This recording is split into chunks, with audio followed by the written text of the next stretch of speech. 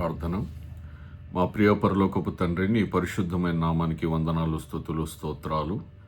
నీ ప్రియకుమారుడైన యేసుక్రీస్తు శిలువ మరణ పునరుద్ధానం ద్వారా మమ్మల్ని నీతిమంతులుగా చేసి ఈ దినము మా ఆయుష్కాలమును పొడిగించి నీ సన్నిధిలో చేరి స్తుతించి ఆరాధించి నీ స్వరం వినడానికి ఇచ్చిన ఈ గొప్ప భాగ్యాన్ని బట్టి నీకు వందనాలు. అనుదినం నూతనంగా పుడుతున్న నీ వాత్సల్యతను బట్టి నీకు వందనాలు. ఈరోజు కూడా మాతో మీరు మాట్లాడబోతున్న ప్రతి మాటను బట్టి కృతజ్ఞతాస్తుతులు చెల్లిస్తున్నాం. మీ పరిశుద్ధాత్మ అభిషేకం దయచేయండి. పరిశుద్ధాత్మ దేవుడా, తండ్రి మాట్లాడుచుండగా మా ప్రభు అయిన యేసుక్రీస్తు ప్రత్యక్షతలతో పాటు మమ్మల్ని మేము స్వపరీక్ష చేసుకున్నట్టుకు సహాయం దయచేయండి. వినగలిగే చెవులు, అర్థం చేసుకునే మనస్సు, ఏకీభవించే హృదయం మాకు దయచేయండి. మా జీవితాల్లో మార్చుకునే కృపను అనుగ్రహించమని తండ్రి, నీ దాసుడైన నన్ను నీ కుమారుడైన యేసుక్రీస్తు సిలువ చాటును మరుగు చేసుకుని వాడుకొని నన్ను దర్శించండి. నాతో కూడా మీరు మాట్లాడండి, నన్ను వాడుకోనండి. కృతజ్ఞతాస్తుతులు చెల్లిస్తూ యేసునామంలో స్తుతించి ప్రార్థిస్తున్నాము తండ్రి, ఆమేన్. దేవునికి మహిమ కలుగును గాక. మరి ఈరోజు 17వ తారీఖు 8వ నెల 2026వ సంవత్సరము. ఇజ్రాయెల్ దేశంలో 4వ తారీఖు ఎలుల్ మాసము 5867వ సంవత్సరం. ఈరోజు తన బిడ్డలైన ఇశ్రాయేల్ అందరితో కలిసి మనము ఏకీభవిస్తూ ధ్యానం చేయవలసిన లేఖన భాగములు ద్వితీయోపదేశ కాండము 21వ అధ్యాయము 22, 23 వచనాలు. ద్వితీయోపదేశ కాండము 21వ అధ్యాయము 22, 23 వచనాలు. అలాగనే 22వ అధ్యాయంలో 1 నుండి 7 వచనాలు ద్వితీయోపదేశ కాండంలో చదువుతాం. అలాగనే యెషయా గ్రంథము 54వ అధ్యాయంలో 5 నుండి 10 వచనాలు అందరం కలిసి చదువుదాం. మొట్టమొదటగా ద్వితీయోపదేశ కాండము 21వ అధ్యాయము 22, 23 వచనాలు. మరణశిక్షకు తగిన పాపము ఒకడు చేయగా అతన్ని చంపి మ్రాను మీద వేలాడదీసిన ఎడల అతని శవము రాత్రివేళ ఆ మ్రాను మీద నిలవకూడదు. వేలాడదీయబడిన వాడు దేవునికి శాపగ్రస్తుడు గనక నీ దేవుడైన యెహోవా స్వాస్థ్యముగా నీకిచ్చుచున్న దేశమును నీవు అపవిత్రపరచుకుంటున్నట్లు అగత్యముగా ఆ దినమున వానిని పాతి పెట్టవలెను. ఇప్పుడు ద్వితీయోపదేశ కాండం 22వ అధ్యాయము 1 నుండి 7 వచనాలు. నీ సహోదరుని ఎద్దు గాని గొర్రె గాని త్రోవ తప్పిపోవట చూచిన ఎడల నీవు వాటిని చూడనట్లు కన్నులు మూసుకొనక అగత్యముగా వాటిని నీ సహోదరుని యొద్దకు మళ్లింపవలెను. నీ సహోదరుడు నీ దగ్గర లేకపోయిన ఎడలను, నీవు అతని ఎరుగకపోయిన ఎడలను దానిని నీ ఇంటికి తోలుకొని పోవలెను. నీ సహోదరుడు దాన్ని వెతుకుచూ వచ్చు వరకు అది నీ యొద్దనుండవలెను. అప్పుడు అతనికి దాన్ని మరల అప్పగింపవలెను. అతని గాడిదను గూర్చియు వస్త్రమును గూర్చియు నీవు అలాగుననే చేయవలెను. నీ సహోదరుడు పోగొట్టుకొనినది ఏదైనాను నీకు దొరికిన ఎడల అతడు పోగొట్టుకొనిన దానిని గూర్చి అలాగునే చేయవలెను. నీవు దానిని చూచి చూడనట్టుగా ఉండకూడదు. నీ సహోదరుని గాడిద గాని ఎద్దు గాని త్రోవలో పడి ఉండుట నీవు చూచిన ఎడల వాటిని చూడనట్లు కన్నులు మూసుకొనక వాటిని లేవనెత్తుటకు అగత్యముగా సహాయము చేయవలెను. స్త్రీ పురుష వేషము వేసుకొనకూడదు, పురుషుడు స్త్రీ వేషమును ధరింపకూడదు. అలాగు చేయువారందరూ నీ దేవుడైన యెహోవాకు హేయులు. గుడ్లైనను పిల్లలనైను గల పక్షిగూడు చెట్టు మీదనే గాని నేల మీదనే గాని త్రోవలోగానే గాని నీకు కనబడిన ఎడల తల్లి ఆ పిల్లలనైనను ఆ గుడ్లనైనను పొదిగున్న ఎడల పిల్లలతో కూడా తల్లిని తీసుకొనక నీకు మేలు కలుగునట్లును నీవు దీర్ఘాయుష్మంతుడవగునట్లును అగత్యముగా తల్లిని విడిచి పిల్లలనే తీసుకొనవచ్చును. ఇప్పుడు యెషయా గ్రంథము 54వ అధ్యాయము 5 నుండి 10 వచనాలు చదువుకుందాం. యెషయా గ్రంథము 54వ అధ్యాయము 5 నుండి 10 వచనాలు. నిన్ను సృష్టించిన వాడు నీకు భర్తయ్య ఉన్నాడు. సైన్యములకు అధిపతియగు యెహోవా అని ఆయనకు పేరు. ఇశ్రాయేలు యొక్క పరిశుద్ధ దేవుడు నీకు విమోచకుడు. సర్వలోకమునకు దేవుడని ఆయనకు పేరు. నీ దేవుడు ఈ మాట సెలవిచ్చుచున్నాడు. విడువబడి దుఃఖక్రాంతురాలైన భార్యను పురుషుడు రప్పించున్నట్లునో, తృణీకరింపబడిన యవనపు భార్యను పురుషుడు రప్పించున్నట్లునో యెహోవా నిన్ను పిలుచుచున్నాడు. నిమిషమాత్రము నేను నిన్ను విసర్జించి తిని గొప్ప వాత్సల్యంతో నిన్ను సమకూర్చెదను. మహోద్రేకము కలిగి నిమిషమాత్రము నీకు విముఖుడనైతిని, నిత్యమైన కృపతో నీకు వాత్సల్యము చూపుదను అని నీ విమోచకుడగు యెహోవా సెలవిచ్చుచున్నాడు. నోవహు కాలమున జలప్రళయమును గూర్చి నేను చేసినట్లు చేయుదును. జలములు భూమి మీదికి ఇకను పొర్లుచు రావని నోవహు కాలమున నేను ఒట్టు పెట్టుకొనినట్లును నీ మీద కోపముగా ఉండననియు నిన్ను గద్దింపననియు నేను ఒట్టు పెట్టుకొని ఉన్నాను. పర్వతములు తొలగిపోయినను మెట్టలు తత్తరిల్లినను నా కృప నిన్ను విడిచిపోదు, సమాధాన విషయమైన నా నిబంధన తొలగిపోదు అని నీ యందు జాలిపడు యెహోవా సెలవిచ్చుచున్నాడు. ఈ 2 భాగాలు ద్వితీయోపదేశకాండంలోని 2 అధ్యాయాల్లో కొన్ని వచనాలు, యెషయా గ్రంథంలోని కొన్ని వచనాలు మనం చూస్తే ఒక అద్భుతమైనటువంటి ఆత్మీయ క్రమం మనకి కనపడుతుంది. శిక్ష, శాపము, కరుణ, విమోచనము, నిబంధన ప్రేమ, పునరుద్ధరణ, చాలా విషయాలు అంతర్లీనంగా కనపడతాయి. దేనికి దానికి మనం చదువుకుంటే మొదట 2 వచనాల్లో వ్రేలాడదీయబడిన వాడు శాపగ్రస్తుడని, ఆ తర్వాత 22వ అధ్యాయంలో పశువులు తప్పిపోతే సహోదరుడు ఏం చేయాలి, కనపడితే ఏం చేయాలని అంటున్నాడు. యెషయా గ్రంథంలోనేమో విడవబడిన భార్య గురించి మాట్లాడుతూ ఉన్నాడు. ఈ మూడిటికి ఒకదానితో ఒకటి సంబంధం లేనట్టుగా ఉన్నప్పటికీ కూడా పరిశుద్ధాత్మ ద్వారా ఈరోజు మనతో దేవుడు మాట్లాడుతున్న విషయాలను, నేర్పిస్తున్న విషయాలను జాగ్రత్తగా విందాం, నేర్చుకుందాం. మొట్టమొదటిగా శాపగ్రస్తుడు. ద్వితీయోపదేశకాండము 21వ అధ్యాయంలో ఒక వ్యక్తి మరణశిక్షకు పాత్రుడై అతని శరీరము చెట్టుపై వ్రేలాడదీయబడిన సందర్భాన్ని మోషే చెబుతున్నాడు. చెట్టు మీద వ్రేలాడదీయబడిన వాడు దేవునికి శాపగ్రస్తుడు. ఇక్కడ ఒక ముఖ్యమైన విషయాన్ని గమనించాలి. ఇది చెట్టుపై వేలాడటం ద్వారానే మరి పాపము అనే పాపి అన్న భావము కంటే కూడా ఎక్కువగా ఆ వ్యక్తి ముందుగా తీవ్రమైన నేరానికి పాల్పడి తీర్పు పొందుకున్నాడు. వ్రేలాడదీయబడిన వాడు శాపగ్రస్తుడు అని అంటే వ్రేలాడదీయబడిన తర్వాత శాపగ్రస్తుడని కాదు, కానీ ముందుగానే అతడు తీవ్రమైనటువంటి నేరము చేశాడు అని చెప్పి.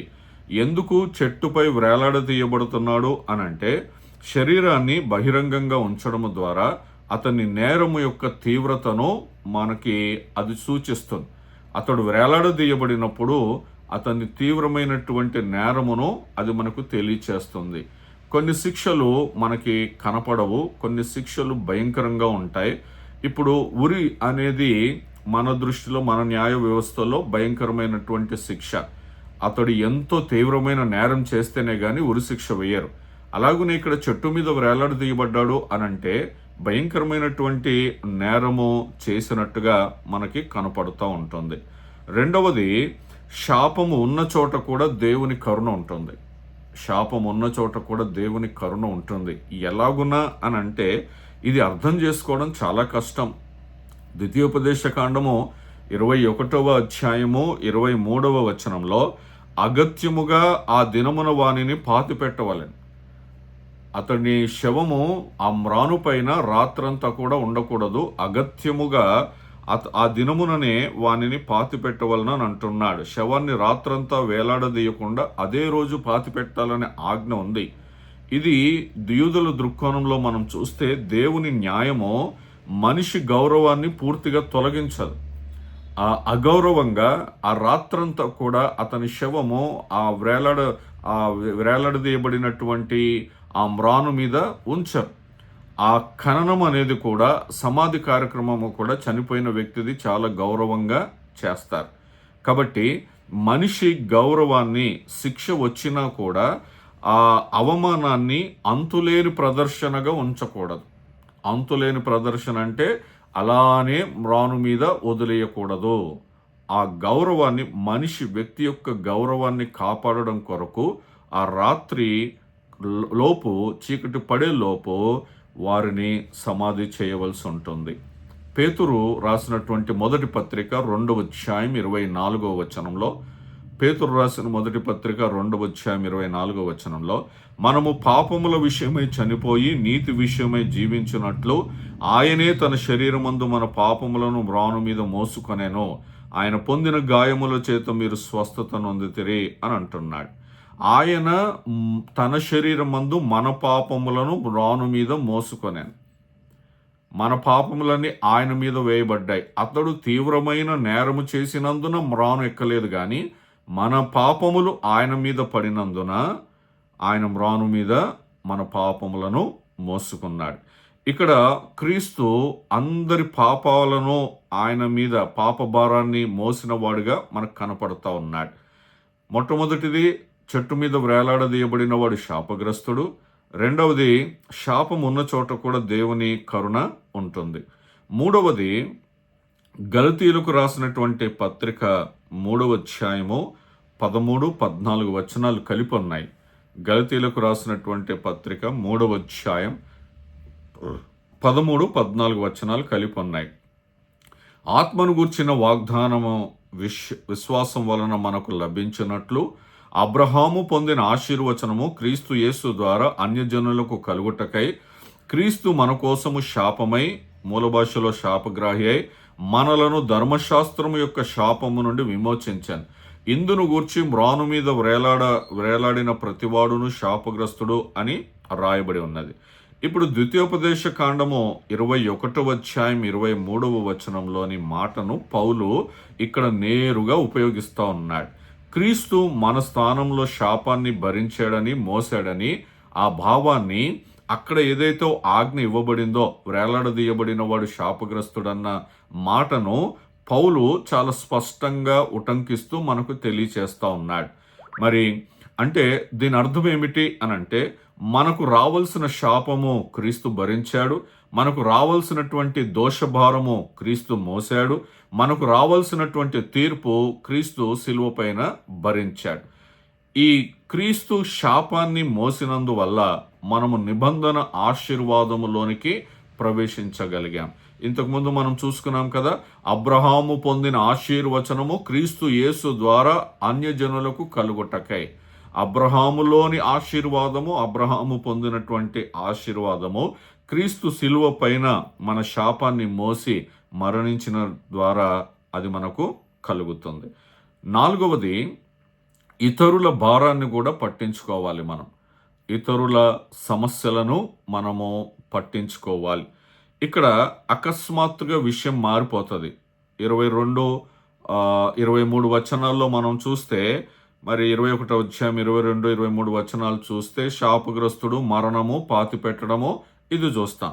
22వ అధ్యాయము అకస్మాత్తుగా ఇదేంటి సందర్భం మారిపోతుంది. అక్కడ మనిషి ఇక్కడికి వచ్చేటప్పటికి తప్పిపోయిన ఎద్దు, గొర్రె, గాడిద వాటిని చూసినప్పుడు ఆ సహోదరుడివి తప్పిపోయినట్టుగా మనకి కనపడినప్పుడు మనము చూసి చూడనట్టుగా ఉండకూడదు, నిర్లక్ష్యం చేయకూడదు అన్న మాటను అక్కడ మనం చూస్తూ ఉన్నాం.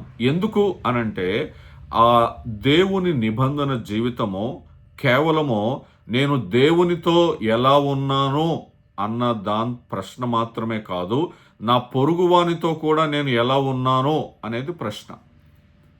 ఎందుకు అకస్మాత్తుగా ఒక వ్యక్తి శాపగ్రస్తుడు, వేలాడదీయబడ్డాడు, చనిపోయాడు, సమాధి చేయబడ్డాడు, దాని తర్వాత గాడిద, ఎద్దు, గొర్రె వీటి విషయంలో తప్పిపోతే నీ కంట కనపడితే నీవు చేయవలసిన పని ఏమిటి?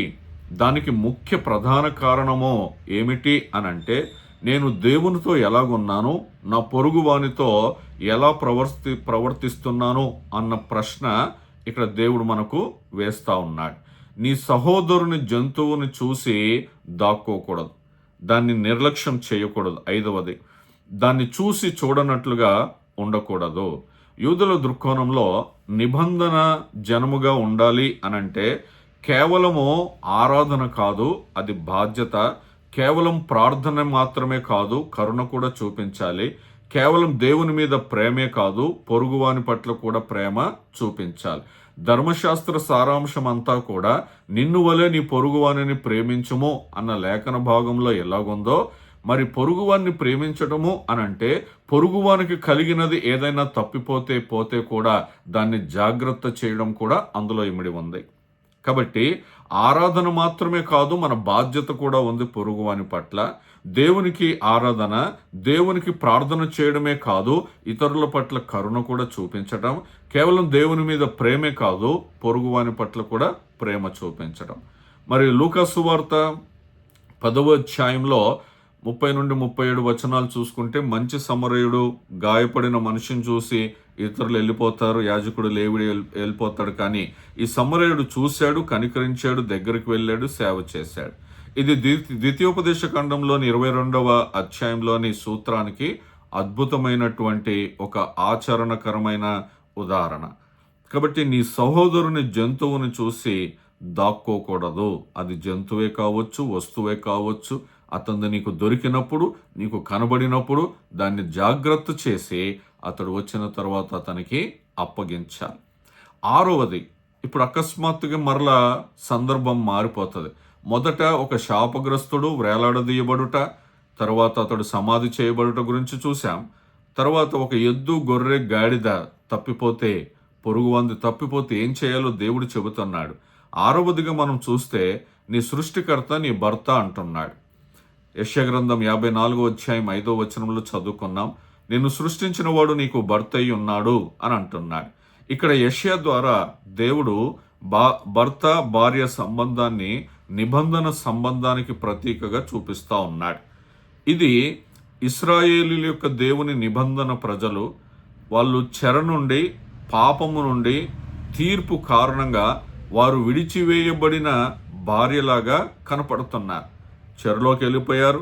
వాళ్ళ పాపాన్ని బట్టి అది వాళ్ళకు తీర్పుగా వచ్చింది. కాబట్టి ఇది ఎలాగుంది అనంటే, ఒక భర్త తన భార్యను విడిచిపెట్టినట్టుగా, పాపాన్ని బట్టి విడిచిపెట్టినట్టుగా కనపడుతుంది.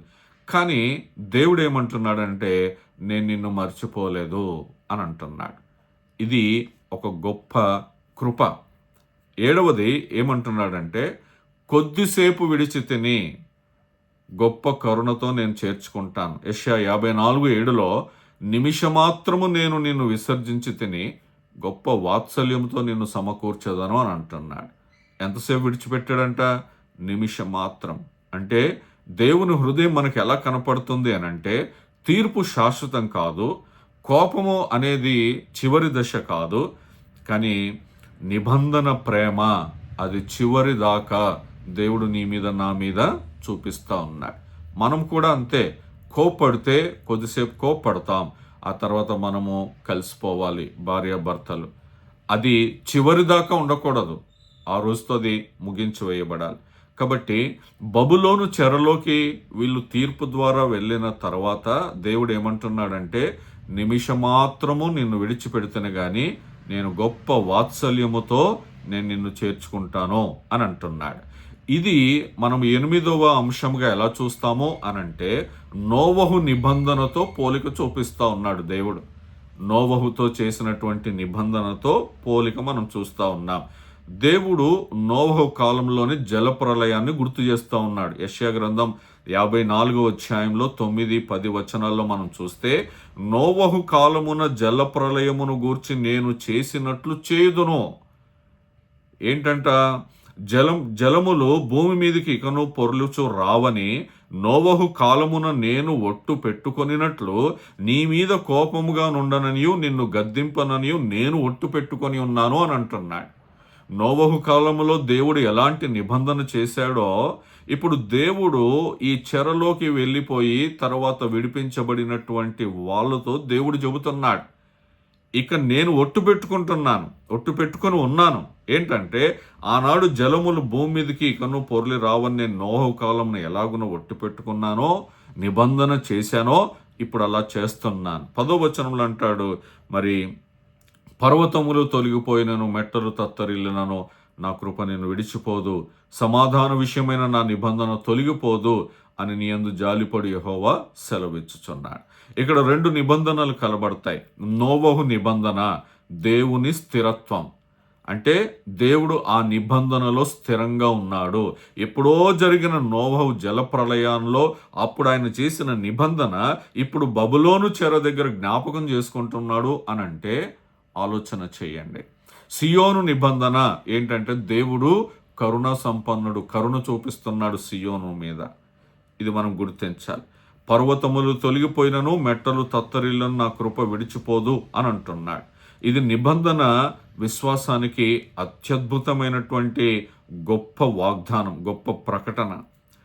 రోమీయులకు రాసిన పత్రిక 8వ అధ్యాయము 38-39 వచనాలు మనం చూసుకుంటే, రోమీయులకు రాసిన పత్రిక 8వ అధ్యాయం 38-39 మనం ఇక్కడ ఏం చూసుకున్నాము? యెషయా 54:10లో పర్వతములు తొలగిపోయినను మెట్టలు తత్తరిల్లినను అని అంటున్నాడు కదా. ఇప్పుడు రోమా 8:38-39 చూస్తే మరణమైనను జీవమైనను దేవదూతలైనను ప్రధానులైనను ఉన్నవి అయినను రాబోవైనను అధికారులైనను ఎత్తైనను లోతైనను సృష్టింపబడిన మరి ఏదైనను మన ప్రభు అయిన క్రీస్తు యేసునందలి దేవుని ప్రేమ నుండి మనలను ఎడబాప నేరవని రూఢిగా నమ్ముచున్నాను అని అంటున్నాడు. దేవుని ప్రేమ నుండి ఏవి మనల్ని వేరుపరచలేదు అని పౌలు స్పష్టంగా యెషయా గ్రంథంలోని 54వ అధ్యాయానికి కోట్ చేస్తూ చూపిస్తున్నాడు. పర్వతములు తొలగినను మెట్టలు తత్తరిల్లినను, నా కృప నిన్ను వీడిపోదు అని అంటున్నాడు. మరి ఇక్కడ మరణము జీవము దేవదూతలు ప్రధానులు ఉన్నవైనను రాబోవైనవు మరి అధికారులు ఎత్తైనను లోతైనను ఏదైనా సృష్టించబడిన ఏదైనా క్రీస్తు యేసునందలి దేవుని ప్రేమ నుండి మనల్ని ఎడబాపవు అనంటే దాని అర్థం ఏంటంటే దేవుడు ఆనాడు స్థిరంగా చేసినటువంటి నిబంధనలో మనం ఉన్నాము అని పౌలు చాలా స్పష్టంగా దేవుడు తెలియచేస్తా ఉన్నాడు. యెషయా 54లో దేవుని కృప తొలగదంటున్నాడు. రోమిలకు రాసిన పత్రిక 8లో క్రీస్తులో దేవుని ప్రేమ నుండి మనల్ని ఏది వేరు చేయలేదు అని అంటున్నాడు. అంటే అంత స్ట్రాంగ్ బంధం దేవుడు మన పట్ల స్థిరపరిచాడు. 10వది, దేవుడే భర్తగా మనల్ని చూపిస్తా ఉన్నాడు. నిన్ను సృష్టించిన వాడు నీకు భర్తై ఉన్నాడు. యెషయా 54:5లో దేవుడు భర్తగా ఇక్కడ సాదృశ్యంగా చూపించబడుతున్నాడు. నూతన నిబంధనలో ఇదే భాష క్రీస్తు సంఘము ఈ సంబంధంలో మనకు కనపడుతుంది. ఎఫెసీలకు రాసిన పత్రిక 5వ అధ్యాయం 25, 26, 27 పురుషులారా మీరు మీ భార్యలను ప్రేమించుడి, అటువలే క్రీస్తు కూడా సంఘమును ప్రేమించి. ఇక్కడ ఇది ఎలా చదవచ్చు ఒక రకంగా చూస్తే 25వ వచనం, పురుషులారా మీరును మీ భార్యలను ప్రేమించుడి, క్రీస్తు సంఘమును ప్రేమించాడు అనేది వేరుగా ఉంటది. పురుషులారా మీరును మీ భార్యలను ప్రేమించుడి, అటువలే క్రీస్తు కూడా అని చెప్పి రాస్తున్నాడు. అటువలే అనంటే పురుషుడు భర్త భార్యను ప్రేమించిన రీతిగా క్రీస్తు తన వధువైన సంఘమును ప్రేమిస్తా ఉన్నాడు. అది కలంకమైనను ముడతైనను అట్టిది మరి ఏదైనను లేక పరిశుద్ధమైనదిగాను నిర్దోషమైనదిగాను మహిమగల సంఘముగాను ఆయన తన ఎదుట దాన్ని నిలవబెట్టుకొనవలనని వాక్యముతో ఉదక స్నానము చేత దానిని పవిత్రపరిచి పరిశుద్ధపరచుటకై దాని కొరకు తన్ను తాను అప్పగించాను. క్రీస్తు సంఘమును ఎలా ప్రేమించాడు అనంటే దాని కొరకు తన్ను తాను అప్పగించుకొనెను. క్రీస్తు సంఘాన్ని ప్రేమించి అప్పగించుకున్నాడు. భర్త భార్యను ప్రేమించి అప్పగించుకోవాలి. ఒకవేళ భార్య ఎంత కాదన్నా కూడా భర్త ఆ భార్యను ప్రేమించాలి, అప్పగించుకోవాలి, స్వీకరించాలి. యెషయా 54లో దేవుడు తన ప్రజలకు నిబంధన భర్తగా కనపడుతున్నాడు. ఎఫెసీలకు రాసిన పత్రిక 5వ అధ్యాయంలో క్రీస్తు సంఘాన్ని ప్రేమించే వరుడుగా కనపడుతున్నాడు. ఇది మనం గుర్తించాలి. 11వ అంశం ఏంటంటే ఇక్కడ మరలా ద్వితీయోపదేశకాండము 22వ అధ్యాయంలో వాటిని చూడనట్లు కన్నులు మూసుకొనక అంటాడు కదా. నీ సహోదరుడి యొక్క ఎద్దు గాని గొర్రె గాని మరి తప్పిపోయినప్పుడు నువ్వు చూడకుండానట్లు నీ కన్నులు మూసుకొనక అని అంటున్నాడు. ఇక్కడ మనము ఆలోచన చేస్తే క్రీస్తు యొక్క గొప్ప కృప మనకి కనపడుతుంది. మరి యేసు ప్రభువారు తప్పిపోయిన గొర్రెను వెతికాడు లూకాసు వార్తలో. తప్పిపోయిన కుమారుడు తిరిగి వస్తే స్వీకరించాడు లూకాసు వార్త 15లోనే. గాయపడిన వారిని స్వస్థపరిచాడు, పాపులను పిలిచాడు. ఇక్కడ మనమందరము కూడా తప్పిపోయిన వాళ్ళమే. మనం ఈ లోకంలో తప్పిపోయిన వాళ్ళమే. మన పాపస్థితిని బట్టి మనం తప్పిపోయిన వారము, మనం మరణించిన వారం. మనలాంటి పాపలు ఎవరు ఉండరు. కానీ దేవుడు ఆయన మనల్ని చూసి తప్పించుకోలేదు, పక్క నుండి వెళ్ళిపోలేదు, లేకపోతే మనల్ని పడిపోయిన చోటనే విడిచిపెట్టలేదు. ఆయన మన దగ్గరకు వచ్చాడు, మన చేయి పట్టుకొని లేపాడు. నేను ఒకప్పుడు తప్పిపోయిన గొర్రెను నా కోసం వెతికి లోకానికి వచ్చాడు. తప్పిపోయిన కుమారుణ్ణి నేను ఆయన వైపు తిరిగినప్పుడు ఆయన నన్ను స్వీకరించాడు. నేను పాపపు గాయముల చేత ఉన్నప్పుడు నన్ను స్వస్థపరిచాడు. నేను పాపిగా ఉన్నప్పుడే దేవుడు నన్ను పిలిచాడు. పరిశుద్ధుడిగా ఉన్నప్పుడు నన్ను పిలవలేదు, నన్ను దేవుడు మనల్ని ఎప్పుడు పిలిచాడు? మనం పాపలముగా ఉన్నప్పుడే పిలిచాడు. మనం చచ్చిన స్థితిలో ఉన్నప్పుడు, పడి లేవలేని స్థితిలో ఉన్నప్పుడు దేవుడు మనల్ని పిలిచాడు. ఆయన చూసి దాక్కునేవాడు కాదు. ఆయన చూసి మన స్థితిని చూసి విడిచిపెట్టేవాడు కాదు. కాబట్టి ఆ తప్పిపోయిన దాన్ని చూసి వాటిని చూడనట్లు మనం మూసుకొనవద్దు, మన కన్నులు మూసుకొనవద్దు. ఎందుకంటే ఆయన మూసుకోలేదు. మనం విడిచిపెట్టకూడదు, ఎందుకంటే ఆయన మనల్ని విడిచిపెట్టలేదు. ఏ కృప అయితే మనం పొందుకున్నామో అది ఇతరుల పట్ల మనం చూపించాలి. ఏ కరుణైతే మనం పొందుకున్నామో అది ఇతరుల పట్ల చూపించాలి. ఈ రెండు గ్రంథ భాగాల మధ్య ఒక అందమైన సంబంధం ఉంటుంది. ద్వితీయోపదేశ కాండం 21వ అధ్యాయంలో శాపం కనబడుతుంది. ద్వితీయోపదేశ కాండము 22వ అధ్యాయంలో కరుణ, బాధ్యత, ఇవి రెండు కనబడతాయి. యెషయా గ్రంథం 54వ అధ్యాయంలో నిబంధన, ప్రేమ కనపడుతుంది. ఇశ్రాయేలుకి దేవుడే భర్తగా కనబడుతున్నాడు, పిలుస్తా ఉన్నాడు. క్రొత్త నిబంధనలో యేసు ప్రభువారు ఆ క్రీస్తు మన శాపాన్ని మోసి దేవుని నిబంధన ప్రేమలో మనల్ని తిరిగి పునరుద్ధరింప చేస్తా ఉన్నాడు.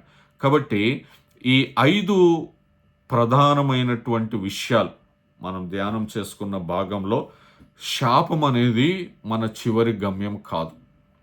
నిన్న దేవుని సేవకుల ద్వారా విన్నాం కదా, మన డెస్టినేషన్, మన చివరి గమ్యము ఏంటంటే శాపం కాదు. దేవుడు ఆ శాపాన్ని మార్చాలనుకుంటున్నాడు దేవుని వైపు తిరిగితే. రెండవది, దేవుని ప్రజలు ఇతరుల బాధను నిర్లక్ష్యం చేయకూడదు. మూడవది, దేవుడు కొంతసేపు, ఒక్క నిమిషం విడిచిపెట్టినట్లు కనిపించిన ఆయన నిబంధన ప్రేమ నిలిచే ఉంటుంది, శాశ్వతంగా విడిచిపెట్టేవాడు కాదు. నాలుగవది, మన పరిస్థితులు మారవచ్చు కానీ దేవుని కృప మారదు. ఐదవది, విమోచించబడిన వాడు ఇతరులను కూడా కరుణించాలి. దేవుని ఆత్మ నా మీద ఎందుకుంది అనంటే నేను ఇతరులకి సువార్త ప్రకటించడానికి, తద్వారా వారు సాతాను బంధకాల్లో నుండి విడుదల పొందుకోవడానికి. కాబట్టి శాపం కంటే దేవుని కృప గొప్పది. మనం ఎప్పుడు కూడా శాపము అని దాన్ని తల మీద పెట్టుకొని చూస్తాం. కానీ మనం కృప వైపు తిరిగినట్లయితే కృప ఎంత గొప్పదో, శాపాన్ని కూడా మార్చే కృప వైపు మనం తిరగాలి. ఆయన నిబంధన ప్రేమ శాశ్వతమైనది. ఆ శాశ్వతమైన నిబంధన ప్రేమ వైపు తిరగాలి.